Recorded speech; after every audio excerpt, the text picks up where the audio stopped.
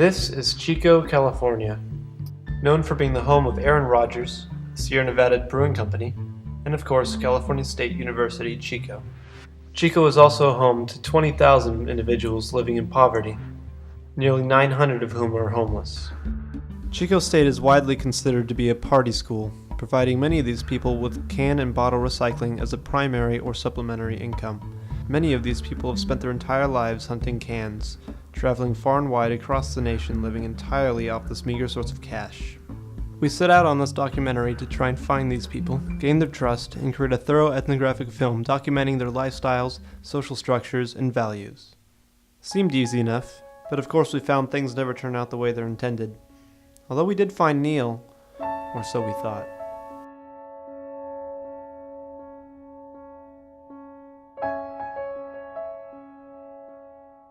Can recyclers make up a peculiar component of our society. They are highly visible, everyone sees them, yet at the same time they go largely unnoticed. Chico residents see them all the time. They can be found on weekend mornings clearing up after the prior night's parties, yet our knowledge of their actual place in society is extremely limited. Honestly, I don't really know much about them. I'm aware that some people do that for wholesale purposes. I know I see them a lot after Saturdays and just kind of scoping out the trash cans a lot. In Chico, no, nothing.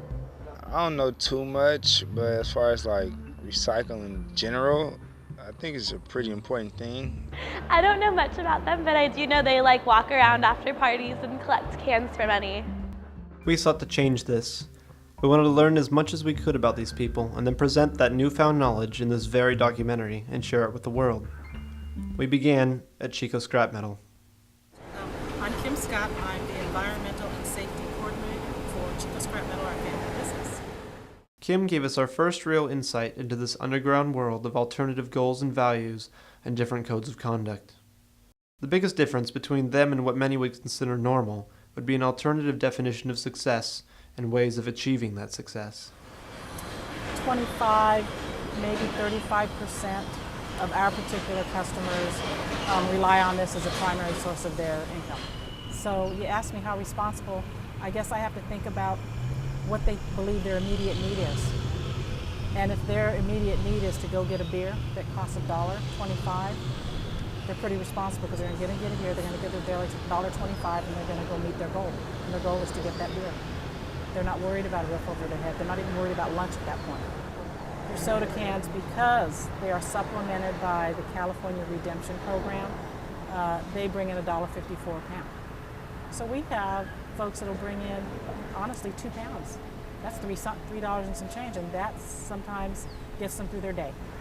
For lack of a better way to say it, they really live in the here and now, immediately what's going on right now. This was a great start, but now we had to capture this in person and from their perspectives. Our original strategy was to drive the streets of Chico, and when we saw a can collector, to simply get out and talk to them. We were excited and enthusiastic, but a bit lacking in bravery. We did muster the courage to approach one man, but he promptly rejected us as soon as we mentioned a camera. Well, better luck tomorrow.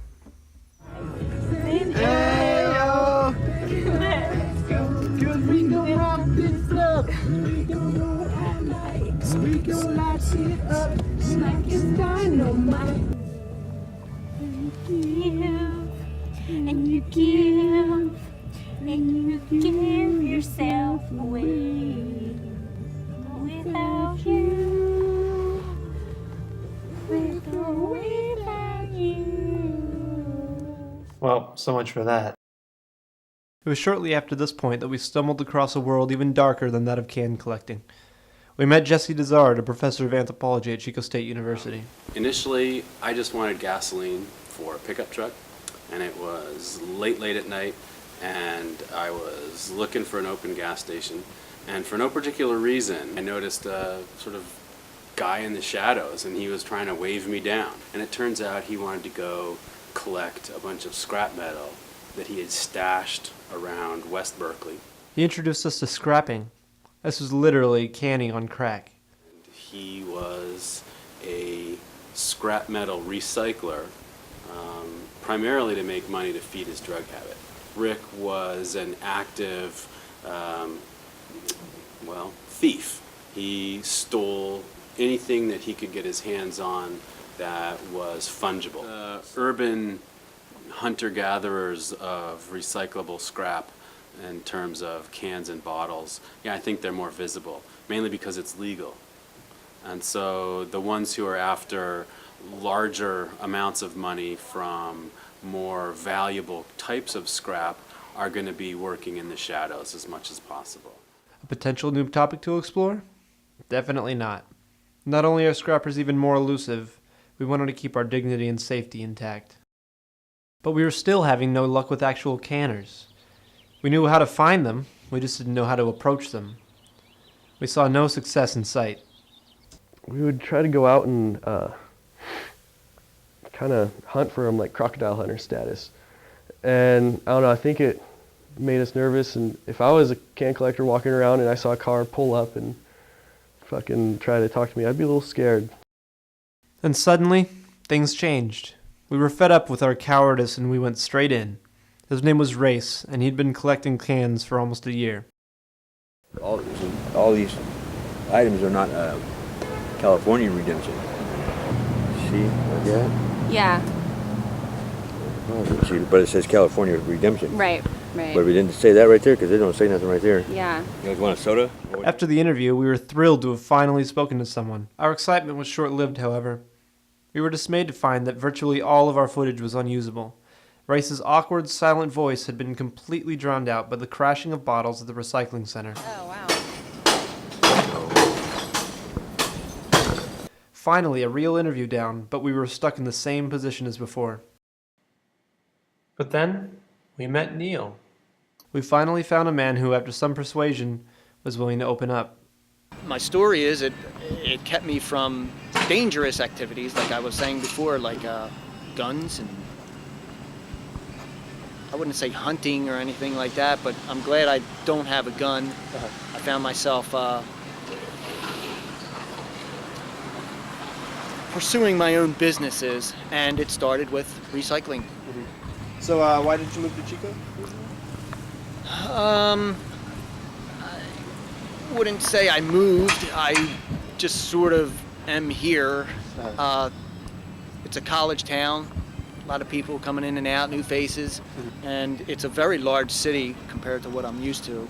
From where I'm from, it's only like 10,000 from where I'm from. And this is, I don't know how many people are in Chico, but this is a pretty large area. This is a big county. We were really on a roll now.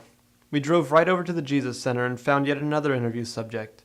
Ralph was a drifter who had traveled the country on his bicycle, his journeys funded by his recycling. I know that.